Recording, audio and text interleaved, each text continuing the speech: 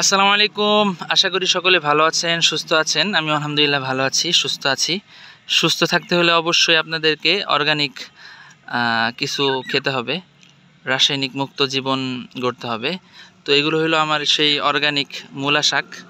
তো এখানে অল্প একটু জায়গা, এটা মূলত আমাদের যে জায়গাটা সেটা আসলে পরিত্যক্ত একটা জায়গা। কিভাবে পরিত্যক্ত বলি, এখানে নার্সারির মাটি এনে রাখছি, কিন্তু আমরা এই মাটিতে আমরা চারা প্রোডাকশন করি। তো একসাথে টিলা বানায় রাখছি। তো টিলার যে উপরের অংশটা আছে এটা তো ফাঁকাই পড়ে থাকে, তো ভাবলাম উপরের অংশটা সমান করে কিছু শাকের বিচি বুনে দেয়। তো লাল শাক, মূলা শাকের বিচি বুনছিলাম।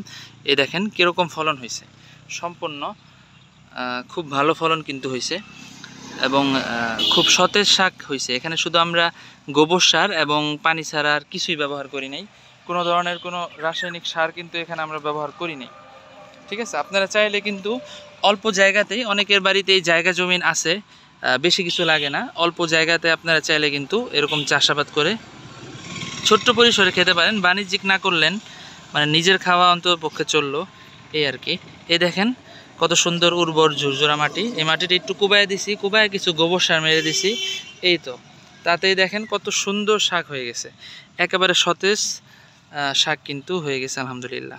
তো আপনারা চাইলেই কিন্তু এরকমভাবে চাষাবাদ করতে পারেন, কোনো কীটনাশকের প্রয়োজন হবে না। আর এই সময়টা আপনারা চাইলে শাকের বিচির মধ্যে আপনার ধরেন মূলা শাক, তারপরে ডাঙ্গা বা লাল শাকের বীজ কিন্তু লাগাইতে পারেন। বীজ শুধু মাটিটা একটু সমান করে একটু একটু হালকা হালকা কুবায়া বীজগুলো ছিটায় দেবেন। ছিটায় দেওয়া দেখবেন 4-5 দিনের মাথায় বীজগুলো অঙ্কুরিত হয়েছে। তো এভাবেই কিন্তু হয়ে যাবে।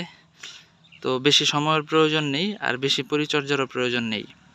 তো এই আর কি, ইচ্ছা শক্তি থাকলে অল্প জায়গাতেও কিন্তু চাষাবাদ করে খাওয়া যায়।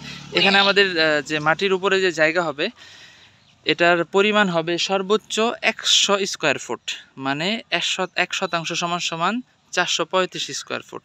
মানে এখানে 1% জায়গার 4 ভাগের 1 ভাগেরও কম জায়গা, বুঝতে পারছেন? তো এত অল্প জায়গাতে শাক লাগাইলে দেখা যায় যে একটা ফ্যামিলি আমরা শাক খাই আমাদের আরও বেশি হচ্ছে, মানে নিজেদের খাওয়ার পরেও কিন্তু অতিরিক্ত থেকে যাচ্ছে। কারণ যে পরিমাণ শাক প্রোডাকশন হচ্ছে, মানে একটা ফ্যামিলি কখনোই কিন্তু খেয়ে শেষ করা সম্ভব না।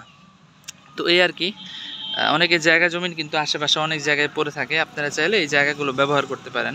খুব বেশি পরিশ্রমের প্রয়োজন নেই, অল্প পরিশ্রমে কিন্তু হয়ে যাবে। শুধু আপনার 20-30 টাকার বীজ ছিটিয়ে দিবেন, এই আর কি। তো সকলে ভালো থাকুন, সুস্থ থাকুন এই কামনা করি, কৃষির সঙ্গেই থাকুন। আসসালামু আলাইকুম।